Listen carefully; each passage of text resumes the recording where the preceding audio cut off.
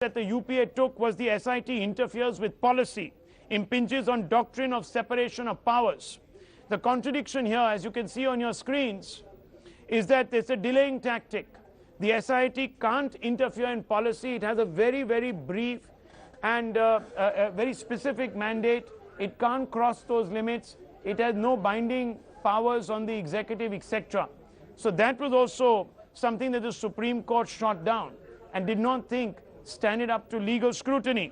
The third pretext, the SIT will cripple functioning of statutory bodies and therefore there was no need to set up an SIT.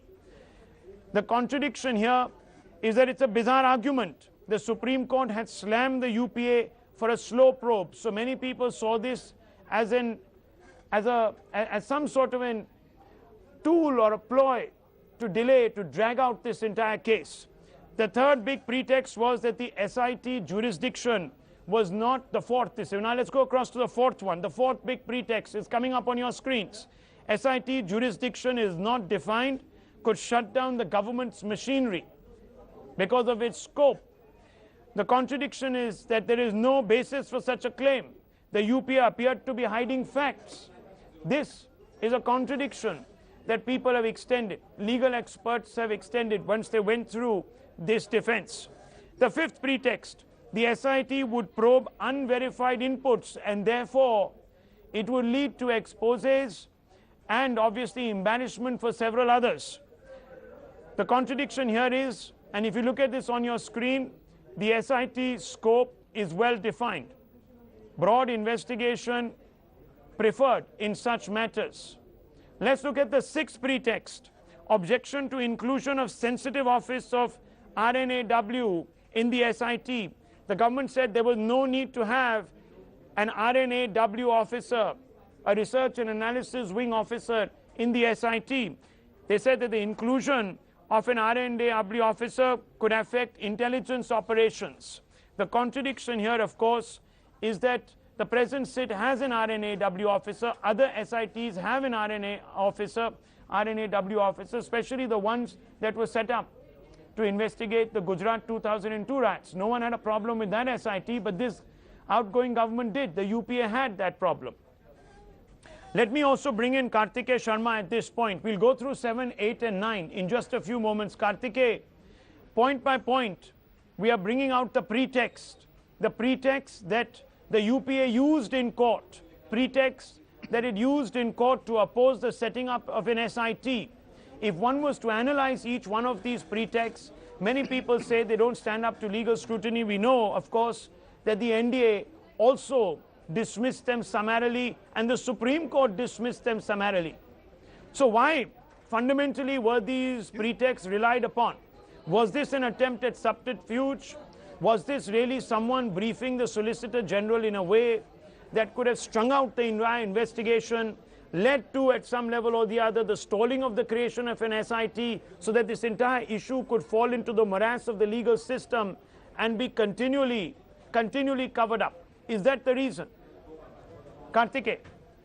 Rahul, three things are very clear when we go through these papers. One, that the opinion of the Solicitor General in written to the courts was that it should not be formed because it does not come under the domains of the court. It comes under the domain of the Parliament. Now, the second thing which is clear is that not only in terms of SIT, but there are certain features of SIT which court was talking about was found to be highly objectionable. And third, this continued for 2.5 years. Till 2014, 20 days before Lok Sabha elections, the government had actually again approached the court for a revision.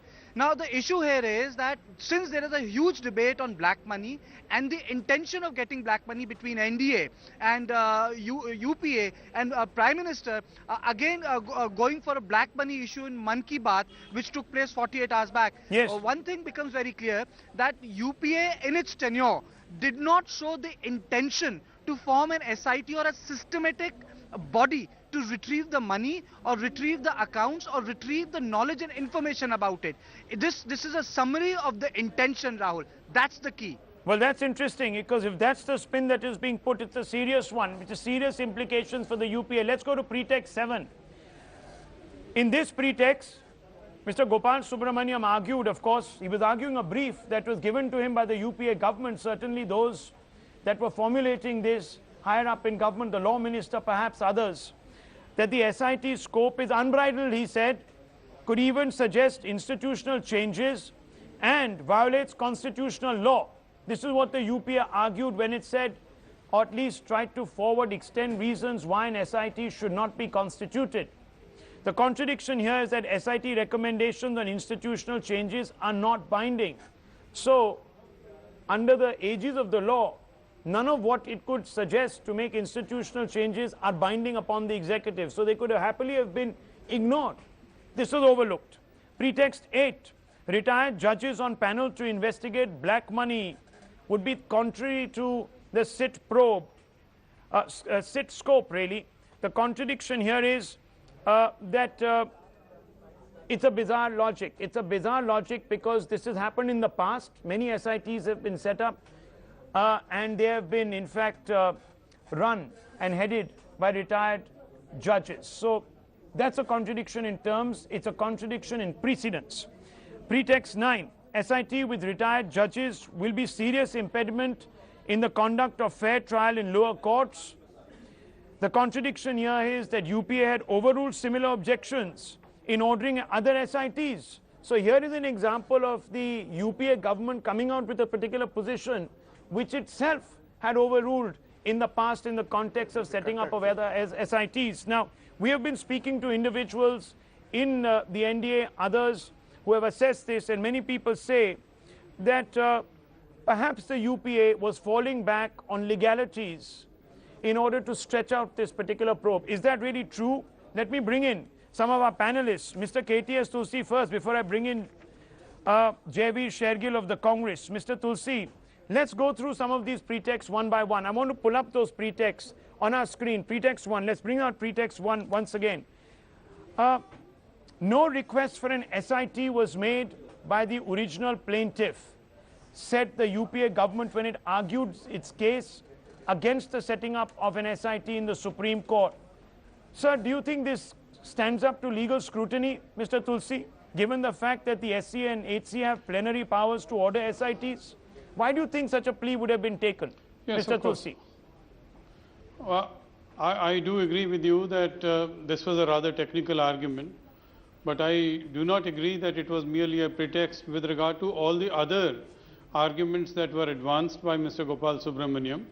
Mr. Gopal Subramaniam's arguments were based on the fact that in 2003, the government had enacted Prevention of Money Laundering Act 2003, and under that law, Financial Intelligence Unit had already been set up, which was precisely for this purpose. The Enforcement Directorate had been empowered under Section 3 yes. of the Prevention of Money Laundering Act to go after the proceeds of crime. So there are agencies which could do this far more efficiently and far more speedily. The obligations on banking were created under this law, yes. and the financial institutions were required to inform the government about all suspicious financial transactions across the board. Then the security market under this law was asked to keep records and information, verify the identity and report yes. all. So therefore, these were the measures which were taken by the government to go after the organized gangs and so there is a contradiction here.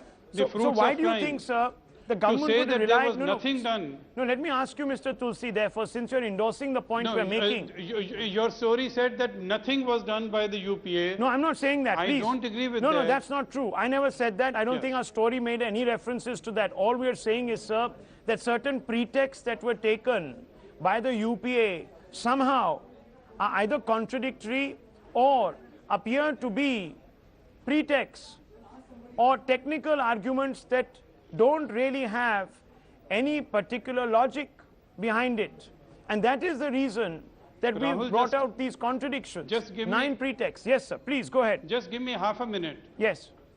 What I want to say is that these were not pretexts.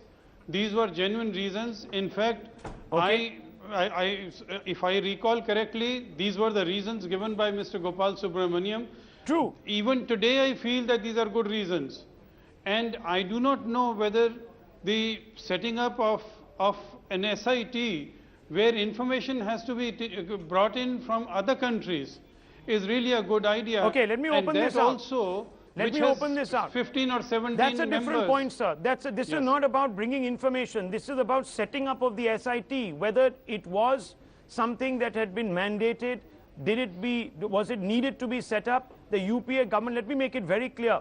This is a narrow focus story on the objections the UPA had to the setting up of an SIT. The setting up of an SIT, which the NDA says was a leap forward in this fight to acquire black money from foreign capitals, as also nab the culprits. Now, Mr. Alag, I want to come straight to you. On the face of it, you can say that these are arguments. On the face of it, you can say that they have some sort of logical, legal rationale. But when it's not just one pretext, there are 9 pretexts, then it is a pattern. You know, as far as I'm concerned, I'm not a lawyer or from the legal field. You've got enough people to discuss that. But all I can see is that this is a delaying tactic only, I think, to get people who do have black money to move it out, get out of the way, so that by the time we actually come and declare the stuff, you don't have the accounts, the money is gone, the governments can say, we don't have anyone by this name who holds an account. There can't be any other reason, because I don't think they delayed setting up a sit against Mr. Modi's 2003 riots. There was no such delay. Everything came into play. All the objections that have been raised for a sit thing would have applied to Mr. Modi as well. It was nobody raised these objections in the Supreme Court when the UPA was there. So I'm yet to understand, yes, technically what Mr. Tulsi is saying is right, but I think what was the objective of all this in delaying is the question that you forced the Supreme Court to come in and say, please sit up. Because you seem to be dragging your feet on getting something done. At the same time, I think Mr. Jaitley, I'm not here to defend him, he's also a lawyer. What has he done? He said, look, we are examining this. We do not want to embarrass anyone by putting out a name and finding out that he has a legal account, because people can have legal accounts as well. That's fine, Mr. Alag. But the fact of the matter is, and let's look at the facts here. The fact of the matter is that we are focusing on the constitution of an SIT. Right. And the UPA seemed to have been dead against it. It extended at least 9 pretexts in court. The ones that seem to be completely out of place with a rationale is the one that we're highlighting. And I want to bring in Jaiveer Shergill of the Congress. Mr. Jaiveer Shergill, you've heard some of the experts. They all believe that fundamentally when you talk about or you take a plea that there was no request for an SIT made by the original petitioner and therefore we don't need an SIT, that doesn't stand up to scrutiny, because the SC and the HC have plenary powers to order an SIT, and I'm sure that the government would have known this. There were enough legal minds who know all of this. So why was this plea taken, Mr. Shergill? It's the intent we are questioning. Okay, Rahul, just give me a minute, because you've highlighted 9 pretexts. Please. Yes, definitely I'm going to answer you right away on the intent, and I'm going to keep it very focused on the constitution of the SIT. Number one, Rahul, what may seem to you be a technical argument, sometimes to a layman is necessary to preserve the principles of our constitution. Okay. Anyways, the reason for objection of constitution of SIT was very simple. Ms. Tulsi will agree with me on this. Whenever a Rahul SIT is formed, whether it was 2002 riots, it's on one basic principle. When a Supreme Court or any other authority or the petitioner feels that the investigation is not going in a manner it should be going, or it is not going according to the principles of the law. This is the basic principle on which a SIT is formed. When this observation of SIT was made, there was already something called HLC, High Level Committee, which had representatives from CBDT, ED, CBI, and which were working in a specific direction. So there were no allegations of them not working in a specific direction. There was no allegation of there being an inordinate delay, except the technical delays of procuring information from abroad due to our DTAAs. So that was our principle. Sir, where is the investigation? Already HLC, where is it going wrong that you need a SIT? So you're saying... It is very vital, Rahul. We must understand. So you're saying that there was no real need to set up an SIT because the investigations were going in the right direction. There was because an HLC was in place. That was set up. No, there was already a committee. HLC. So you're basically hitting at the heart of the NDA's stand that you require an SIT, or even the Aam Aadmi Party stand that you require an SIT to probe this. Okay, let's open this out. Fine, let's go point by point. I understand, Mr. Shergill. Let me open this out. No, and Rahul, just 30 seconds. Yeah. Only on the principle, if you can prove that HLC is acting in an arbitrary, malified, or so not you're saying that if you can prove, please appoint SIT. Okay, like so you're saying that there was no right. legal basis to conclude that the mechanism that had been set up by the UPA was not doing its job and delivering. That's what your basic argument is. Okay, but let me. How is the NDA saying that? That was the argument we advanced. That was the argument we advanced. Supreme Court has given a verdict. Of course, we respect just that. 1 second. How is the NDA? Sunil Alagh wants to come in. Let's show him. How is the NDA in 7 months saying we will give you the results, and for 2.5 years, of course, you're moving in the right direction. It depends upon the speed. That's what Supreme Court has stepped in for, saying you can't take 2.5 years on doing a snail-paced scene when it can be done a little faster. That's the only point as a layperson. I'm not talking about the legal aspects. One other person comes in after sit, it's getting done in 7-8 months, and you take 2.5 years and do nothing. So I don't understand that. Rahul. Yes. Very quickly respond. I want to bring in Mr. Rahul, Justice Santosh Hegde also. Very quickly. Yes. Yes. Rahul, this is, you as it says, NDA is going very fast. Rahul, just one question to Mr. Alagh. After May, one single name which the NDA has retrieved